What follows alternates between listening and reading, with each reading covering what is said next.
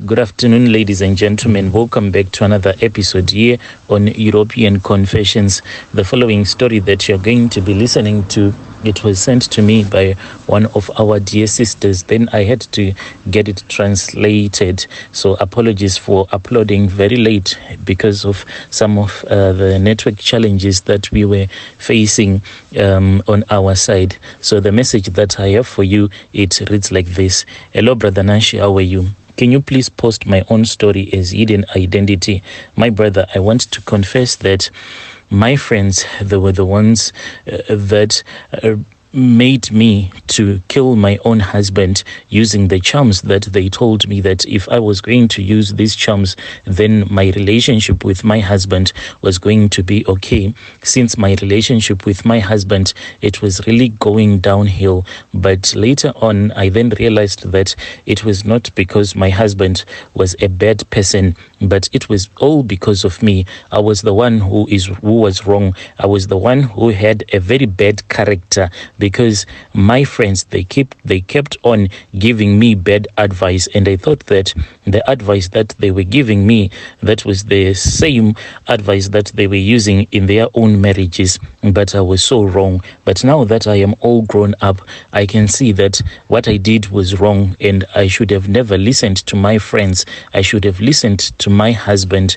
whom I was married to. But it is already a little bit too late, because he is gone. He is no longer there, and there is no way that I can offer him my apologies. And what pains me the most is that I have gone to different prophets, and these prophets, they have been telling me that I need to return back to my husband's relatives so that I can confess all the things that I did. I can confess that I am the one who killed my own husband, but I am scared, my brother.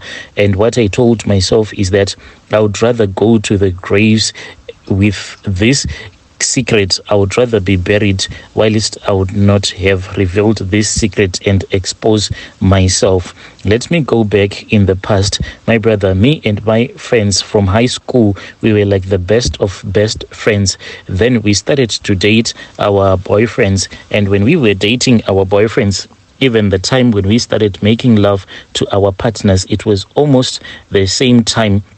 Then we told ourselves that this was the time for us to get married to our boyfriends so that we can all be married at the same time. And just like we had planned it, we then went and we started staying with our boyfriends at different places, but it was in the same location. So when I started to stay with my own husband, I listened a lot to what my friends used to tell me. Like when our husbands would have gone to work, then I would leave my room, then I would go and spend the whole day with my friends. So my friends, they'll be doing their house chores whilst we'll be busy gossiping, and they would cook some food for me to eat. Then in the evening, I will return back home. So my husband, sometimes he would return back home from work even before I would have returned back from visiting my friends and just gossiping around. And this made my husband to hate me and to be angry with me almost at all the times. And we started fighting a lot, me and my husband. And what I will do is that whenever my husband will fight with me, I will not wait for the next morning to come. Then what I will do is that whenever my husband would fight with me, the very next morning when my husband would have left home for work, I would rush over to my friend's house. Then I will sit with them as they will be doing their house duties, and they will be telling me that I should not let my husband to treat me like a fool. If he beats me, then I should also beat him back. If he insults me, then I should also insult him back. And if he tries to make love to me, I should refuse to be touched, because if I would agree to make love to him when he was treating me this bad, then I was going to be showing him that I was just a desperate woman. But what surprised me is that the more that I did all of these things that my friends were telling me, the more that my husband mistreated me, until I found out that my husband, he was cheating on me. And I really got so angry, my brother. And then when I told my friends that this is what was happening in my life, my husband had now started cheating on me. One of my friends told me not to worry, for she knew this other woman. She told me that she knew this other woman who had her own small herbal. She told me that she knew this other woman who had a small market there in Mbare, where the traditional healers sell a lot of their herbs. So she said that she was going to pay that old lady a visit, and indeed she went there. I was really stupid, my brother, because this type of charms, like the love potions, when they are being made, you need to be there. You need to understand what exactly are you going to be giving to your husband. But all of these rituals, they were done by my friend when I was not there. When she went there, she later called me when she had arrived back from town, and she told me that she had the herbs, and then I was supposed to come to her place so that I can collect the herbs. I quickly rushed over to her place because she said that this was going to sort out the whole mess. If I was going to follow her instructions, this was like going to sort out everything that was wrong in my life. But all that was needed was a change of character. If I could just change my character, then I was going to be happy with my husband. If I had changed my character in time, even right now, my husband could have still been alive, but I was given bad advice, and this led to my husband dying, and I regret each and every day. I went to my friend and she gave me the instructions on how I was supposed to use those love potions. I returned back home and I quickly prepared a meal for my husband, and I sprinkled those herbs that she had been given by that traditional healer. But little did I know that mixed with those herbs, the herbs, they were made to actually kill someone. It was almost like slow poison, but I didn't know that this is what my best friends had planned for me, because they felt so much jealousy and anger because of they didn't like the way that. But I didn't know that my friends, they were really jealous of me, and they didn't want me to enjoy my marriage. They just wanted to see me crying at all the times. When I prepared this meal for my husband for a couple of days, I saw that my marriage, it was now working just like the way that I wanted it to be. My husband then apologized to me, and he said that he felt very terrible and he was so sorry that he had cheated on me, and he apologized, and he said that from now on going forward, everything was going to be okay in our relationship. Never again was he going to cheat on me.